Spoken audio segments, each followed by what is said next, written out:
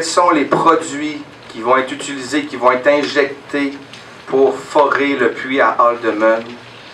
On nous a dit depuis 2 ans qu'on nous donnerait ces produits-là. Ça fait longtemps qu'on nous dit qu'on aurait la liste de ces possibles contaminants. Silence radio, aucune réponse. On devait mettre en place un comité de suivi qui allait vérifier justement l'impact que pouvait avoir de tels travaux. Le comité de suivi n'a jamais été mis en place. On nous a dit qu'on l'aurait mis. L'INRS a même fait référence au comité de suivi avec les citoyens. Aucune réponse. On a demandé quels seraient les processus de fermeture définitive des puits, advenant le cas qu'on ne trouve pas de pétrole à Haldimand. Quelle serait la responsabilité de l'entreprise ou du gouvernement d'assurer un suivi environnemental? Parce qu'il y a un fait qui est très clair. Il y a déjà de la contamination à Haldimand. Et ça, c'est les travaux de l'INRS qui l'ont prouvé. On a trouvé des traces d'hydrocarbures dans des ruisseaux à Haldimand. On a trouvé des traces d'hydrocarbures dans les puits des citoyens. Je ne vous dis pas que ça vient des travaux de Petrolia. Mais avant de forer, on doit avoir la réponse. D'où viennent ces hydrocarbures? C'est exactement ce qui a été fait dans le cas des gaz de schiste. Lorsqu'on a trouvé des gaz dans la terre, on s'est dit, avant de forer, il faut savoir c'est quoi la relation entre la nappe phréatique, un réservoir pétrolier, et la terre et la surface et la nappe phréatique. On a posé ces questions-là, on n'a eu aucune réponse. On a demandé aussi, pouvez-vous nous donner des exemples de forages horizontaux, par exemple? Parce que ce qu'il faut comprendre à Haldimand, c'est que c'est un forage, c'est une première au Québec, un forage horizontal. Okay? On a demandé à savoir où il y en avait d'autres à travers le monde, qu'on puisse aller faire des vérifications, poser des questions, parler avec, disons, les municipalités qui ont vécu ce genre de forage-là. On n'a pas eu non plus d'exemple de ce type de forage-là. On a demandé en cas d'accident s'il y avait des fonds. On n'a pas eu non plus des réponses écrites par rapport à ces questionnements-là. Et j'en passe, là, mais ça c'est la lettre qui a été écrite, adressée à Petrolia du 8 novembre, et on a reçu aucune réponse. Face à ces non-réponses, c'était clair que la Ville devait intervenir. Mais il y a un autre élément aussi où on n'a pas eu de réponse, puis c'est important. Ça fait 2 ans qu'on demande au ministère de l'Environnement de venir à Gaspé, de faire des audiences publiques, de rencontrer les gens pour dire ce qu'ils font pour assurer la protection de la nappe phréatique, la protection de l'environnement et de nos populations. Ils ont toujours refusé nos demandes. On l'a fait à la Ville de Gaspé, on l'a fait à l'AMRC de la Côte de Gaspé, à demander aux gens de venir nous rencontrer. Ils ne sont jamais venus rencontrer les gens. On a demandé au ministère des Ressources naturelles de venir à Gaspé, dire c'est quoi la réglementation, quelles étaient les protections pour nos populations. Et jamais ces 2 ministères n'ont accepté de venir ici rencontrer nos populations pour nous donner leur juste, pour prendre de bonnes décisions. Ce que je peux vous dire, dans toutes mes rencontres que j'ai eues depuis les 2 dernières années, c'est qu'il y a un constat où tout le monde dit la même chose. Parce que vous savez, des fois, on rencontre des gens qui sont alarmistes, qui disent ça n'a pas de bon sens, ça n'a pas d'allure, c'est la catastrophe.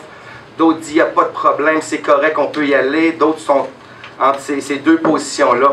Mais tout le monde a dit la même chose en ce qui a trait à un élément. Tout le monde nous a dit il y a un risque. L'INRS nous a dit qu'il y a un risque, Petrolia nous a dit qu'il y a un risque, les ressources naturelles nous ont dit qu'il y avait un risque, l'environnement nous a dit qu'il y avait un risque. Le problème aujourd'hui, c'est qu'on ne connaît pas ce risque. Puis lorsqu'on ne connaît pas la portée d'un risque, là, il y a un principe assez clair lorsqu'on parle d'eau potable, de population et d'environnement. On prend un principe de précaution. Lorsqu'on n'a pas la bonne information pour prendre une bonne décision lorsqu'il y a un risque, on doit prendre un principe de précaution. Ce que je veux vous dire, c'est ce qu'on fait aujourd'hui, là, c'est une première au Québec, mais c'est loin d'être une première dans le monde. L'État de New York, au pays du pétrole, l'État de New York interdit tout forage à l'intérieur d'une nappe phréatique qui alimente des populations. L'État de New York. Savez-vous pourquoi je pense qu'ils ont été tellement de l'avant avec... C'est que ça fait 20 ans puis 30 ans qu'ils vivent l'industrie. Nous, là, on est au tout début de l'industrie, puis on ne connaît pas les portées ou les dangers d'une telle industrie. Okay? L'État de New York interdit de forer dans les nappes phréatiques qui alimentent les puits potables des citoyens. Face à ce risque qui existe, et qu'on ne connaît pas la portée, on a donc décidé, la Ville de Gaspé, d'agir. Il n'y aura jamais de compromis pour la protection de l'eau potable des citoyens. Jamais. Pourquoi on fait des études environnementales stratégiques pour le gaz de schiste dans les basses terres du Saint-Laurent? On a demandé, la MRC nous a demandé au gouvernement du Québec de faire des études environnementales stratégiques parce que le seul objectif dans tout ça, c'est d'avoir les bonnes réponses. Pourquoi on n'a pas fait d'études environnementales stratégiques pour le pétrole en Gaspésie, puis qu'on en fait pour le Golfe, qu'on en fait pour le fleuve Saint-Laurent, puis qu'on en fait pour les gaz de schiste dans les basses terres du Saint-Laurent? Pourquoi on ne fait pas des études environnementales stratégiques pour notre coin de pays? Puis comme je le disais tantôt, d'autant plus qu'on a déjà de la contamination à Haldimand. Il faut comprendre d'où elle vient, cette contamination-là. On sait qu'il y a déjà eu des forages dans le secteur d'Haldimand. Ce qu'on dit peut-être que c'est des anciens forages qui ont été mal fermés et qui soignent. C'est peut-être aussi un pétrole qui vient naturellement à la surface. S'il vient naturellement à la surface, c'est qu'il y a une connexion à ce moment-là entre le réservoir, la nappe phréatique puis la surface. Il faut avoir ces réponses pour prendre des décisions éclairées quant à la protection de l'eau potable et de nos populations. Évidemment, les gens pourraient nous dire aujourd'hui, ce qu'on prend comme décision, c'est le syndrome « pas dans ma cour ». Hein? Faites le pétrole, mais ailleurs.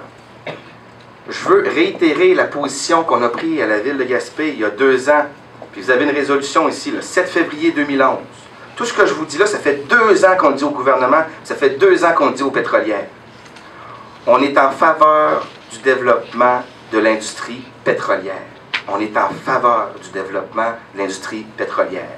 À la Ville de Gaspé, au conseil de ville, OK, on est bien conscient qu'on consomme tous du pétrole. Que pour l'instant, le pétrole qu'on consomme nous vient soit de l'Alberta, je veux tout dire, ou soit de l'Afrique, entre autres, qui aussi a des problèmes en ce qui a trait à l'acceptabilité sociale et plus et plus. Mais on est pour, dans un nouveau modèle. Ça fait 2 ans qu'on demande au gouvernement de changer la loi. Un modèle qui va protéger l'environnement, qui va protéger les sources d'approvisionnement potable des citoyens. Un modèle qui va demander d'avoir une contre-expertise totalement indépendante et gouvernementale. Un modèle qui va respecter les populations et les communautés et les villes dans leur volonté d'aménager leur territoire. Un modèle qui diminue les impacts visuels. Puis un modèle aussi qui va maximiser les retombées économiques dans les communautés. Parce que pour l'instant, on est bien conscient que soit les redevances ou les autres revenus que pourrait avoir une municipalité, c'est très faible par rapport à ce qu'on peut retrouver dans d'autres régions du monde. Si toutes les municipalités de la Gaspésie adopteraient un règlement comme la Ville de Gaspé, c'est uniquement 15% du territoire qui serait protégé. C'est 15% du territoire où on dirait on ne prend pas de risque pour la qualité d'eau potable. 85% du territoire demeure disponible pour l'exploration et l'exploitation pétrolière. C'est ça le modèle qu'on propose depuis 2 ans. Conservons la protection du contour de la Gaspésie, qui est le développement touristique, qui est là où on s'abreuve, c'est là où on se nourrit, c'est là où on vit, les Gaspésiens. On a 15% du territoire qui nous appartient, où on vit avec nos paysages, notre environnement, un environnement qui est pur, qui est propre, et offrons au développement de l'industrie pétrolière 85% de notre territoire. Évidemment, que cela se fasse en respect de l'environnement et avec les règles de l'art, là. Mais on ne vient pas dire qu'on ne fasse pas ce développement-là. Là. Les forages de Bourque sont totalement légaux avec notre réglementation. Là. Les forages de Junex, là, à 20 km, là, sont totalement légaux avec la réglementation. Donc, ce n'est pas un syndrome de pas dans ma cour. Imaginez, vous avez un terrain chez vous, là, puis on dit, regarde, on veut protéger 15% du terrain parce que c'est là où l'eau potable puis la vie, puis 85% demeure disponible pour faire l'exploration et l'exploitation.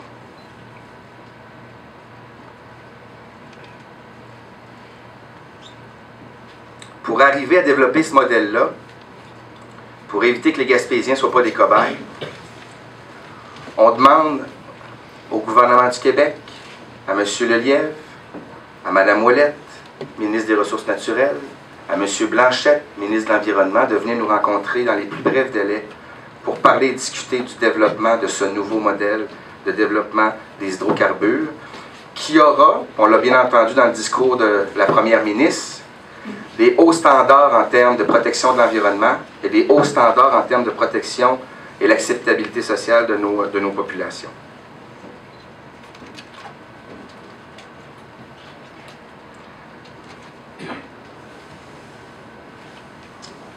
Ce qu'on souhaite, c'est que cette rencontre-là se fasse évidemment ici à Gaspé.